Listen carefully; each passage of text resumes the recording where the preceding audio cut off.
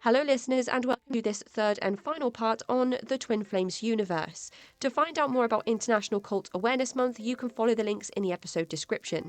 But for now, here is Cara. The strangest part, and it feels strange to even say the strangest, but it's not exclusive in the way that your twin flame must be somebody else that is also looking for their twin flame. So you could have somebody come up to you on the street. Maybe it's like a family friend who you've never really noticed before, but they've noticed you and they've become absolutely convinced through these teachings and through this belief system that these two people have created, and maybe have even gone to them and said, could this be my twin flame? And they've said, it's a family friend. It's somebody you've known your whole life. Or, the neighbor that lives down the street. And then someone could just come up to me and be like, you're my twin flame. That is so bizarre. Well, it got even more bizarre because I think the actor Ryan Reynolds for Deadpool, I think somebody said that I'm your twin flame, and then he had to get a restraining order on the person. So it's getting out of hand to where people have to get restraining orders and bodyguards and protection because this group, it's not just Jeff and Shalia, there's a lot of other ones doing it too, of just like, this is your twin flame, it doesn't matter, you need to see them. Like there was this one other girl that was in the group, in the twin flame group. She's very sweet, she had a very good personality and everything, and but her twin flame, she couldn't talk to her twin flame anymore because the wife found out, and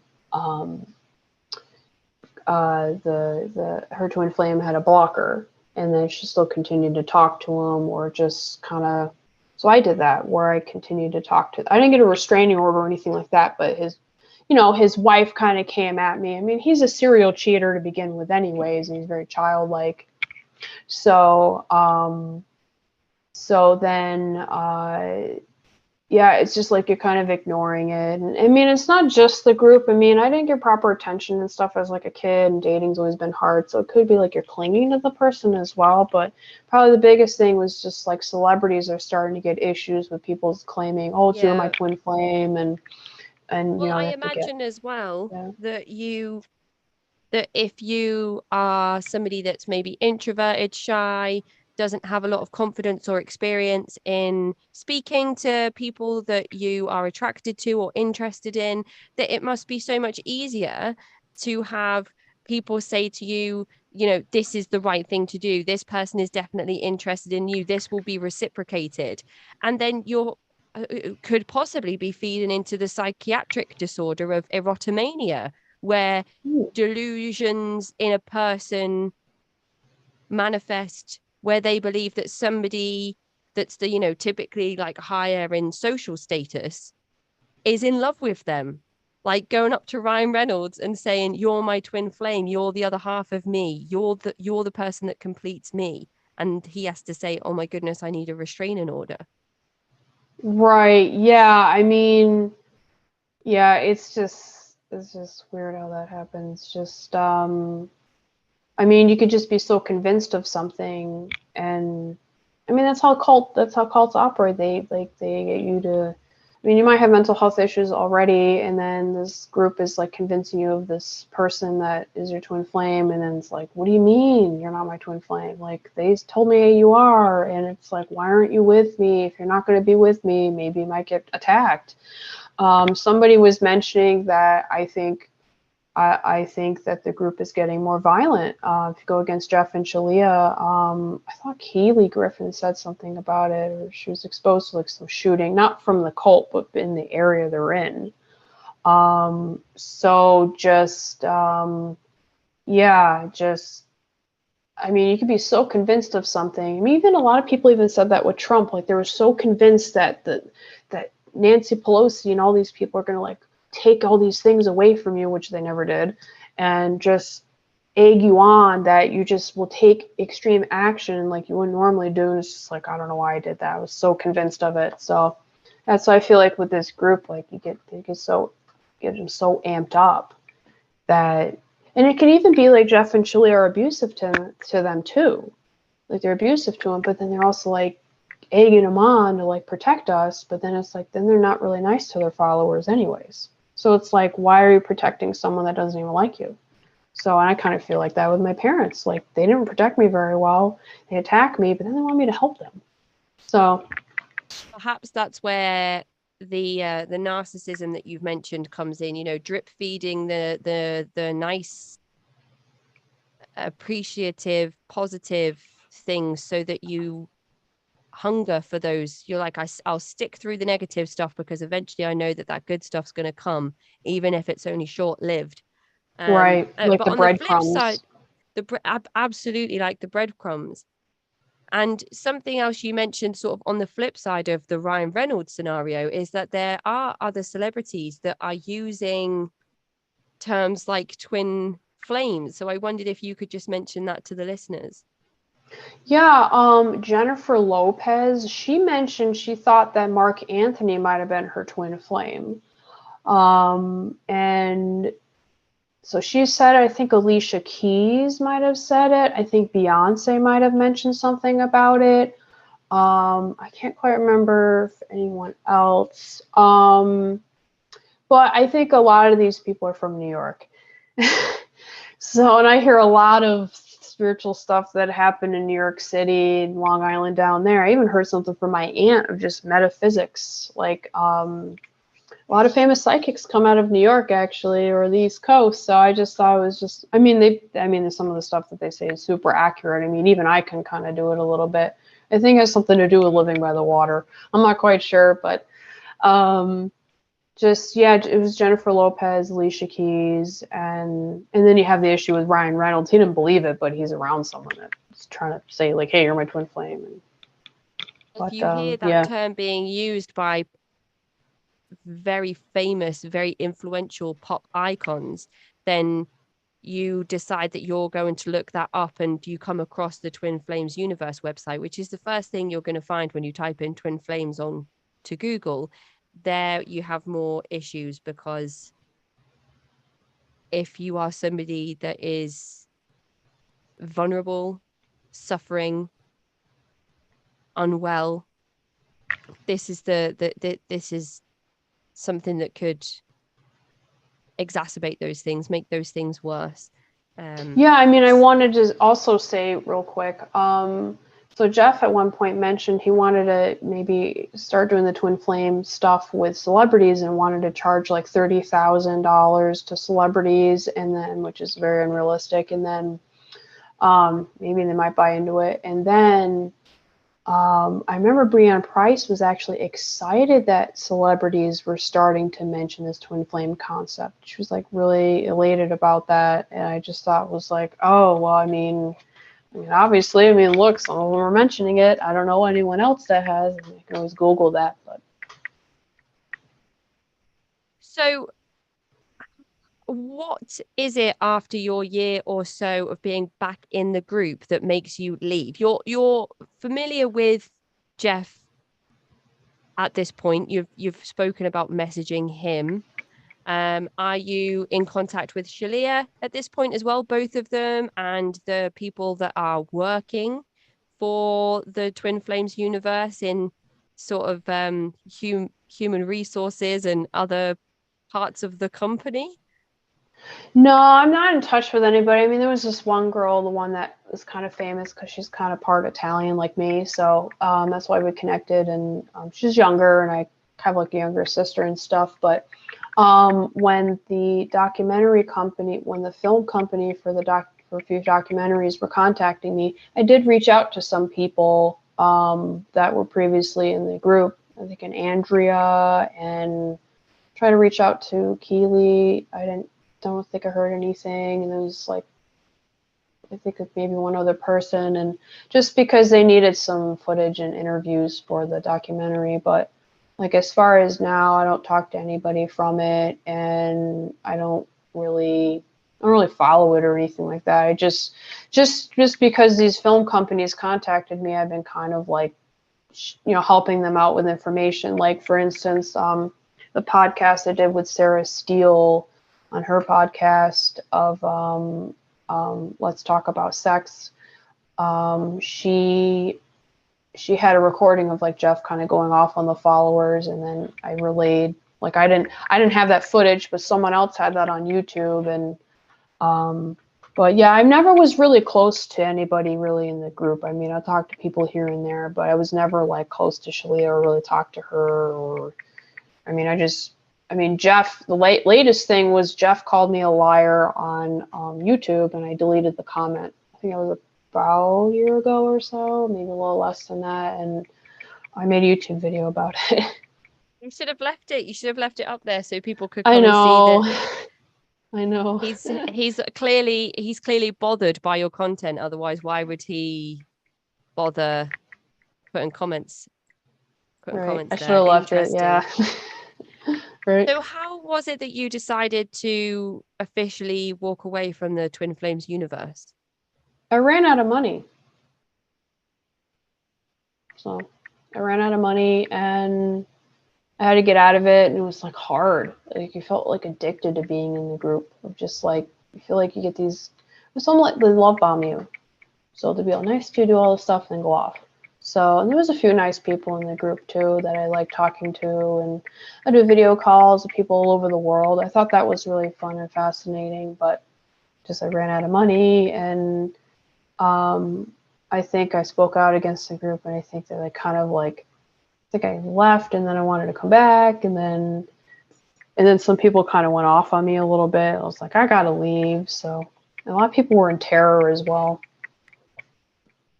When you've spent, a couple of $1,000 being a part of this group, is there not any type of payment plan or any type of services that they offer for individuals that are struggling financially to remain a part of the community, or do they just tell you if you can't pay, you can't stay? I'm not quite sure. I mean, I could just be in the forum. I just can't like if I don't have the money, I can't pay for the classes or whatever. But I think if you speak out enough, I think they'll block you at some point. Um, but I don't really know what they have now. I mean, I just knew at the time, just you could be in the forum and just you don't really have to type anything, but you just be in it. I mean, if they catch wind of you talking really badly about the group, I'm sure they'd probably, ban you. So, And if you are not in the coaching program anymore, if you're not in the video calls, if you're not paying the monthly subscription, but you've got loads of people from the Twin Flames universe that you've connected with, added each other as friends, maybe sent DMs to, are those people encouraged to stop talking to you, or can you just carry on those relationships as normal? that's a great question. I think it could be kind of like that, where like you're not in it, you shouldn't talk to us. But I mean, I have people that wanted to talk to me anyway, and I mean, not anymore, but I think with some people it's kind of like that, like being very loyal to the cult, but then people would message me outside of it, and it was fine. But So how long ago was that when you finally walked away? it was a few years ago. Time has went by really fast. It was like 2 years ago, roughly 2 years ago, 2 3 years. And you've mentioned that you have a YouTube channel now. So what is the name of your channel and what type of content do you release? So my channel is just my name, so it's Kara Brodsky. I mean, as far as the spelling of my last name, it's not too hard. It's B as in boy, R-O-D as in dog, S-K-Y. So it should just be under my name. And I have videos. I have a video about Teal Swan and other. I'm going to add more content. So I'll put a link to that in the episode description if people want to go and watch some more content on your experiences with the Twin Flames universe. Do you still have your copy of Jeff Devine's book? no, I don't think I bought it. I think I just did the online version on Amazon or Audible or something like that.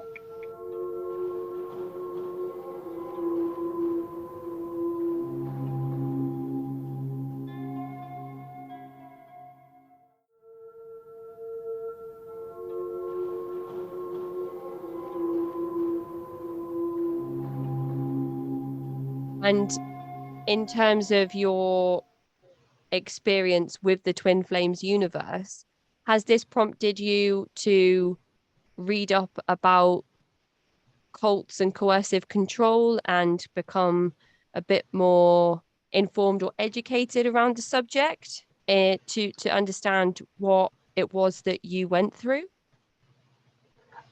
A little bit. I thought, maybe I might be able to help other people as far as like, there's so many cults out there, so it's like I'll be like, oh, if people are putting fear and guilt in you, you should probably get out of it. Because I mean, it could even be with a religious group.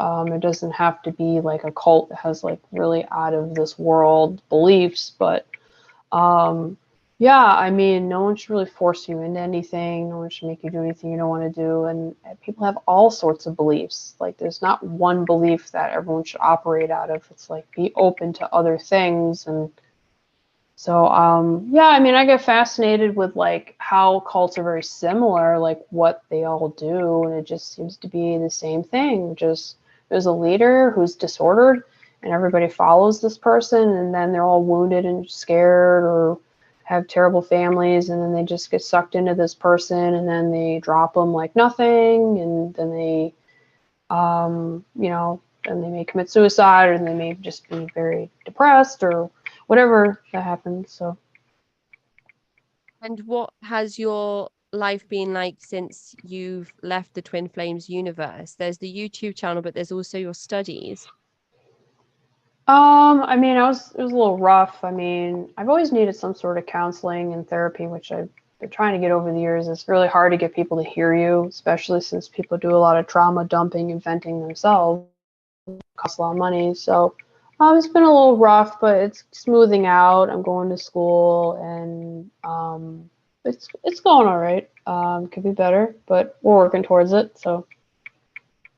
Your studies in your master's course in marriage and family therapy, do you feel like you're learning tools to help you with your own experiences, and you're learning vocabulary and terminology to apply to some of the things you experienced as a child?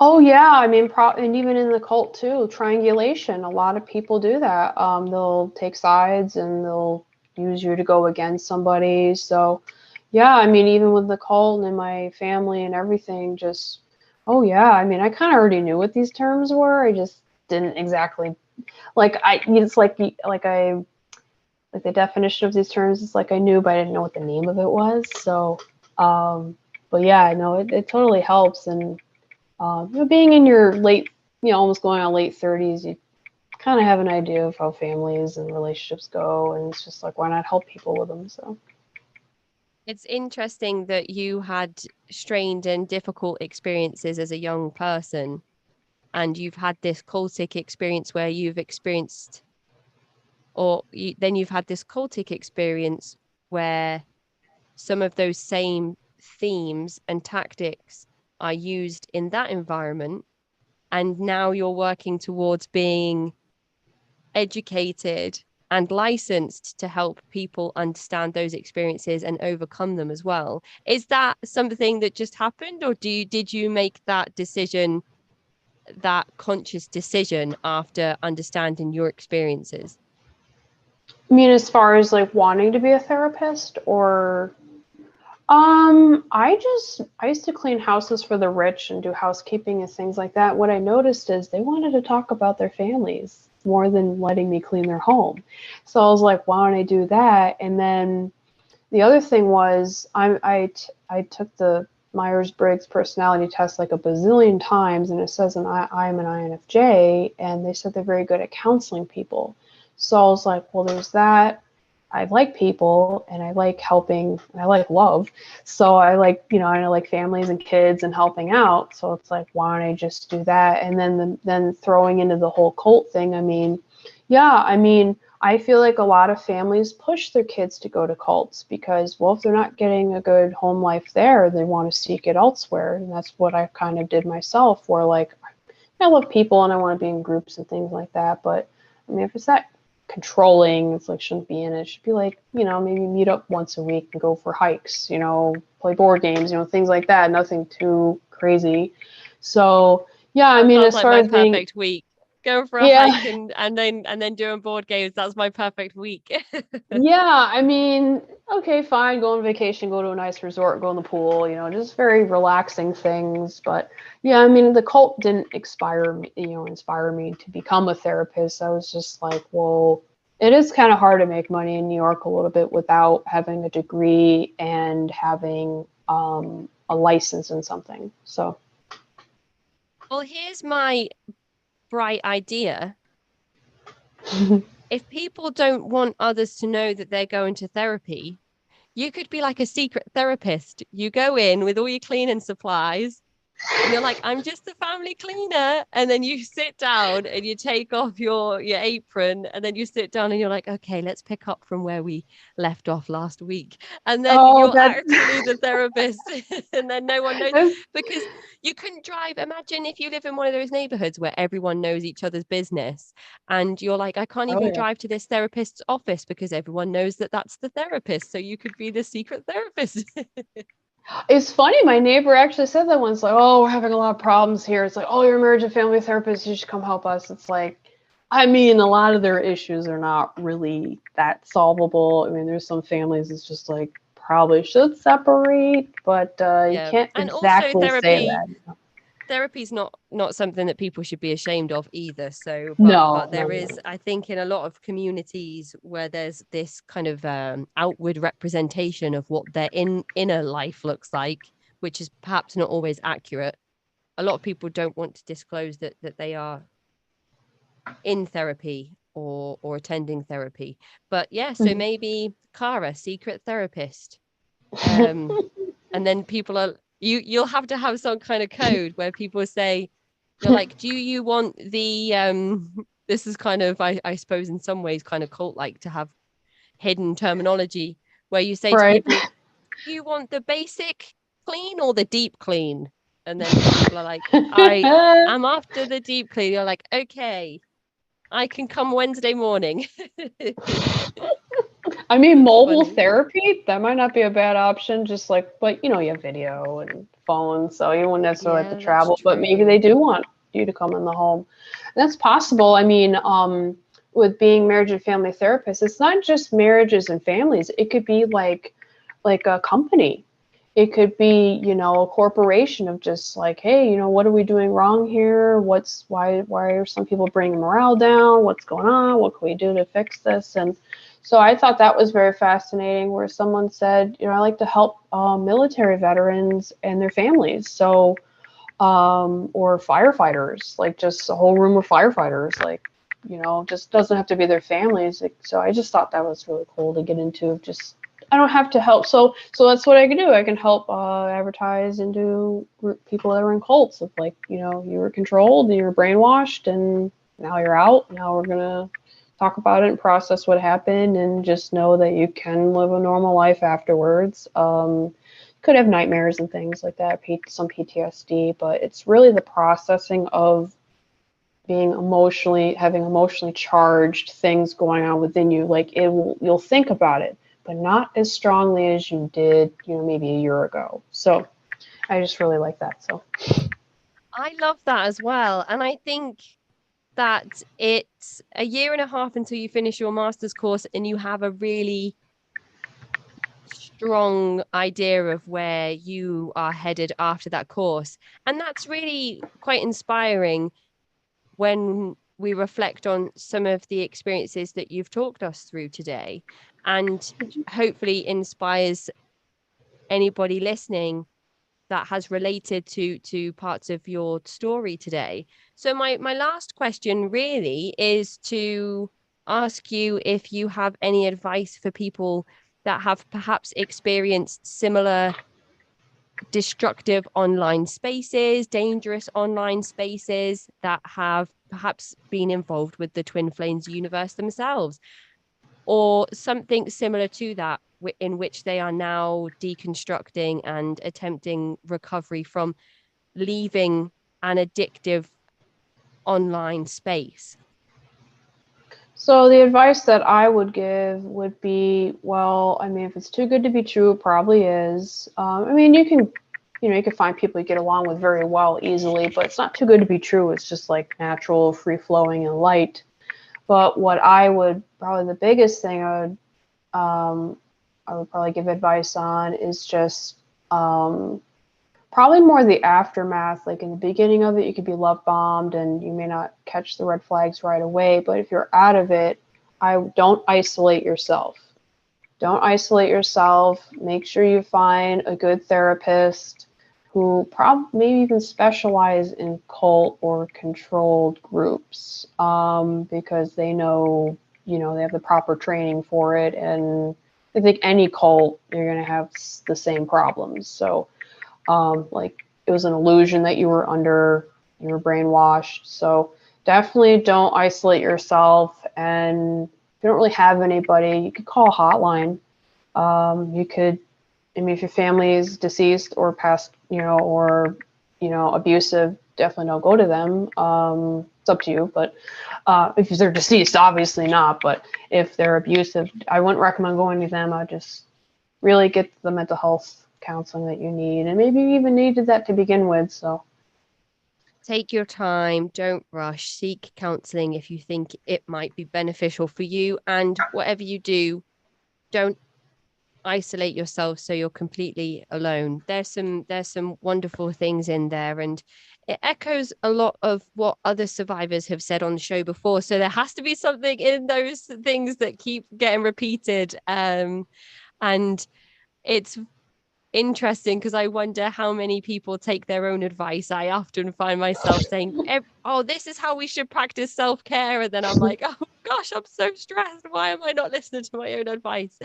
But I do hear the same thing. So there has to be so much in counseling and seeking positive community, whether that's friends, families, loved ones, or positive online spaces. There are a lot of places that offer post-cult support, groups that are made up of fellow survivors. So if anybody would be interested in joining one of those, please email me at cultvaultpodcast@gmail.com, because I am aware of a number of those that are ongoing, and the feedback from individuals from those groups is always very good.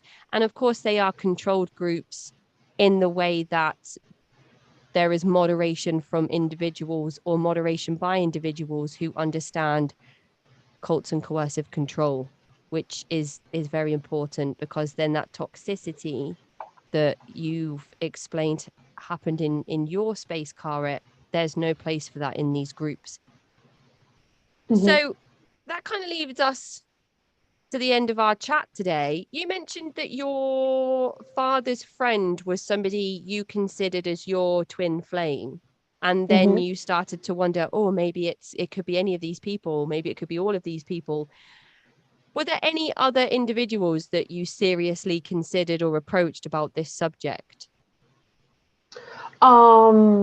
The current person, and then I think I was like on online dating sites many years at the time, like many years ago, of like thinking like every person that contacted me was, and I was just like, whoa, this is kind of a little overboard. I think just typically, like if someone's very quick to want to get married or be in a committed relationship, I'm like, you must be my twin flame. So I was like very quick to think that, and it's just because I kind of have a little bit of OCD, so I kind of like overthink the same thing a lot. So that could have been a contributing factor. So, and the person you're currently with now, who you thought had the potential to be your twin flame, have you discussed this with them? oh, I mean, not just discuss, just kind of over dramatically tell them, and they got weirded out, and then didn't really work out. So I'm kind of on the outs right now. So the twin flames concept is something that you do believe is something that exists? no, not at all. It's interesting, because I wonder how many people leave the twin flames universe either because they're kicked out, or because they leave off on their own accord, or because they can't afford the payments anymore, and still continue to believe that this concept is something that has any substance, which of course it might well do, in the same way that Jesus Christ might have walked the earth and have abilities and performed miracles. I always, I'm an atheist, so I don't believe that that's true, but I always say that one day the world could end and there could be one group that is carried to the rapture, and they'll be like, we told you we were the ones. We told you that we had it right and that we were the only ones that were going to be saved. And we'll all be like, well, gosh darn. It looks like you were telling the truth the whole time. Maybe it'll be the Jehovah's Witnesses. Maybe it'll be all these people that have found their twin flames. We'll never know. But it's something interesting to ponder, I think. This whole time, maybe